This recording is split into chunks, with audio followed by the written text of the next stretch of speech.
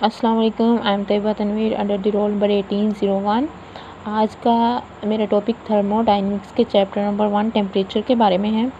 हम थर्मोडायनेमिक्स के बारे में कुछ पहले देखेंगे और फिर टेम्परेचर के बारे में।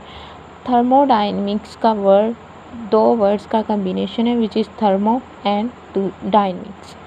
थर्मो मीन्स हीट, ठीक है, थर्मो मीन्स हीट और डायनेमिक्स मीन मूवमेंट। इसका मतलब हुआ हीट मूवमेंट। हीट किसे कहते हैं हम? Heat is an energy that is being transferred between the two bodies as a result of temperature difference. यानी अगर कोई दो बॉडीज़ हैं हमारे पास और उनमें से उन दोनों के टेम्परेचर में डिफरेंस है, तो हीट वो एनर्जी है जो उन एक हॉटर टेम्परेचर से जो कूलर टेम्परेचर है उसकी जानब मूव करेगी, तो उस एनर्जी को हम हीट कहेंगे। और उस एनर्जी यानी हीट एनर्जी की मूवमेंट को थर्मोडायनेमिक्स कहा जाएगा। हीट का फ्लो हॉटर बॉडी से कूलर बॉडी की तरफ होता है और हीट का यूनिट जो है वो हम जूल या कैलोरी लेते हैं। 1 joule is equals to 4.2 calorie. For example अगर हम देखें कि कोई बंदा है जिसे फ़ीवर हुआ हो, ठीक है, अगर किसी को फ़ीवर हो तो हम क्या करते हैं कि उससे थर्मोमीटर से चेक करते हैं उसका फ़ीवर, ठीक है। और ये जो थर्मोमीटर हमें रीडिंग देता है उसके टेम्परेचर की, ये असल में हीट ट्रांसफ़र की ही एप्लीकेशन है। वो जो शख्स है जिसे फ़ीवर है उसका टेम्परेचर ज़्यादा हो जाता है और एज अ रिज़ल्ट उसमें से हीट जो है वो मर्करी थर्मोमीटर में वो हो जाती है, फ़्लो करती है और उसका जो मर्करी है वो अप हो जाता है। यही इसका जो है वो रूल है थर्मोडायनेमिक्स का, यानी हीट ट्रांसफ़र हीट मूवमेंट के की एप्लीकेशन ही एक है जिससे हम टेम्परेचर फाइंड आउट करते हैं किसी बॉडी का। हाँ जी, इससे पहले कि हम अपने असल टॉपिक टेम्परेचर के बारे में जाएं, कुछ टर्म्स और फिगर्स हैं जो हमें जिसके बारे में पढ़ने की ज़रूरत है। सबसे पहला तो ये है कि सिस्टम किसे कहेंगे?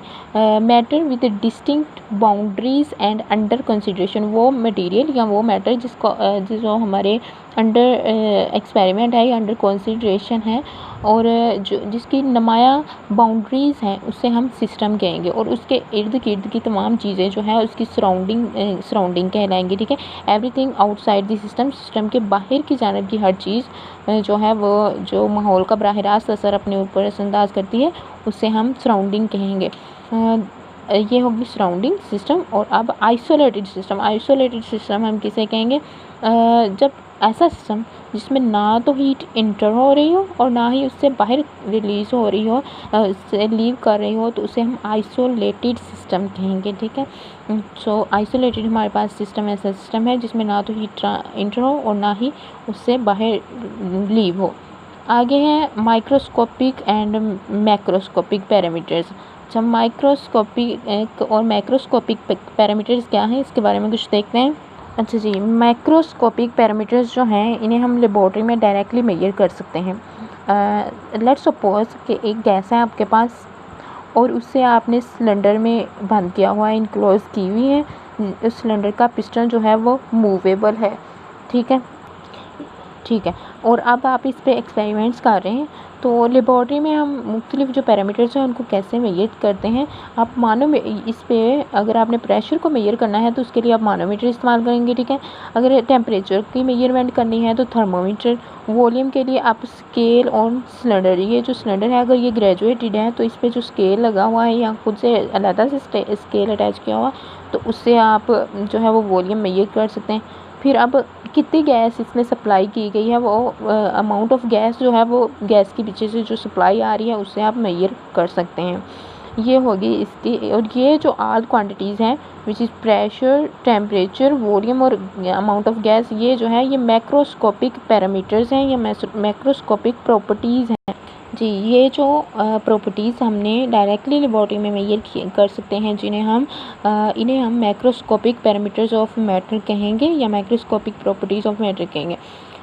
अब हमारे पास है माइक्रोस्कोपिक पैरामीटर्स या माइक्रोस्कोपिक प्रॉपर्टीज़। माइक्रोस्कोपिक पैरामीटर्स या माइक्रोस्कोपिक प्रॉपर्टीज़ वो होती हैं जिन्हें हम डायरेक्टली मेजर नहीं कर सकते और वो समवेयर मैटर की किसी स्ट्रक्चर के से कंसर्न करती है। फॉर एग्ज़ाम्पल अगर मॉलिक्यूल का एग्जिस्टेंस या वेलोसिटी या फिर काइनेटिक एनर्जी वगैरह जो है वो माइक्रोस्कोपिक पैरामीटर्स हैं। The quantities which can not be measured directly and concerning about structure is known as structure of matter is known as microscopic properties. अब माइक्रोस्कोपिक प्रॉपर्टीज़ और मैक्रोस्कोपिक प्रॉपर्टीज़ जो हैं वो आपस में इंटर रिलेट भी होती हैं। जी, हमने कुछ पैरामीटर्स और कुछ टर्म्स के बारे में पढ़ लिया है।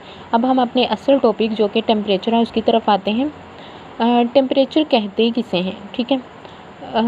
जो है टेम्परेचर की डेफिनेशन हम कुछ इस तरह से कर सकते हैं कि वो चीज़ जो किसी बॉडी की हॉटनेस या कोल्डनेस को डिफ़ाइन करते हैं उसे हम टेम्परेचर कह सकते हैं। It is measurement of hotness और कोल्डनेस ऑफ एनी बॉडी। किसी भी बॉडी की हॉटनेस यानी वो किस कदर गर्म है या किस कदर ठंडा है, इसकी जो मेजरमेंट है इसे हम टेम्परेचर कह सकते हैं। फॉर एग्ज़ाम्पल अगर आप किसी बॉडी को टच करते हैं तो वो आपको ठंडी लगती है या गर्म लगती है, इसका इंहिसार उसके टेम्परेचर पे हो सकता है।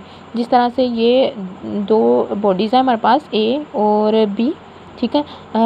इसमें से ए का जो टेम्परेचर है वो T1 है और बी का जो टेम्परेचर है वो T2 है। अगर T1 का टेम्परेचर T2 से ज़्यादा हो, इट मीन्स कि T1 जो है टेम्परेचर ज़्यादा है बॉडी ए का, तो इसका मतलब ये है कि ए बॉडी जो है वो ज़्यादा हॉट है और बी बॉडी जो है वो कूलर है। तो हीट का फ्लो जो है वो ए से बी की तरफ जाएगा। एज़ कम्पेयर अगर आपके पास T1 टेम्परेचर ए का और T2 टेम्परेचर बी का है और अगर T1 लेस दैन T2 है या T2 ज़्यादा है T1 से, तो बॉडी में हीट का फ्लो जो है वो बी से ए की तरफ होगा। हाँ जी, जब टेम्परेचर और इससे रिलेटेड टर्म्स के बारे में हमारे पास हम बात करते हैं तो एक अहम लॉ जो हमारे सामने आता है वो ज़ीरोथ लॉ है। ज़ीरोथ लॉ से पहले आप देखेंगे थर्मल इक्विलिब्रियम किसे कहते हैं। When two systems are in contact there is no transfer of heat, it means system is in equilibrium. क्या मतलब कि अगर दो सिस्टम जो हैं वो एक दूसरे के साथ कॉन्टैक्ट में हैं, जिस तरह से ये एक दूसरे के साथ जुड़े हुए हैं किसी न किसी तरीके से, और फिर भी जो है वो सिस्टम में ना हीट ट्रांसफ़र नहीं हो रही, ठीक है, इन दोनों के दरमियान हीट की ट्रांसफॉर्मेशन नहीं हो रही, तो आप कह सकते हैं कि दोनों सिस्टम जो है वो आपस में इक्विलिब्रियम में है। इसका क्या मतलब कि हीट तब तक ट्रांसफ़र होती है जब एक बॉडी कूलर हो और दूसरी हॉटर हो, ठीक है, एक का टेम्परेचर ज़्यादा हो एक का कम हो, तो इस सिलसिले में जो है इस सिचुएशन में हीट ट्रांसफ़र होगी। अगर दोनों का टेम्परेचर बराबर हो जाए, यानी अगर यहाँ पे हम कहें कि जो आपके पास बॉडी है इसका टेम्परेचर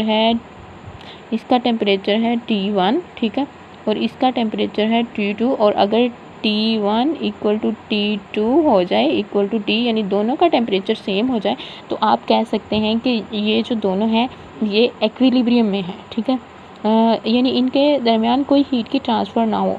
अब आ जाता है कि ये किस तरह की वाल है, इसके बारे में हम पढ़ेंगे। एडियाबैटिक वाल हो सकती है या ये तो और या फिर ये हो सकती है डायाथर्मिक वाल। अगर तो एडियाबैटिक वॉल हो तो ये हीट को ट्रांसफ़र होने की इजाज़त नहीं देगी, डजंट अलाउ हीट ट्रांसफ़र। अगर डायाथर्मिक वॉल है तो ये हीट को ट्रांसफ़र होने की इजाज़त दे देती है।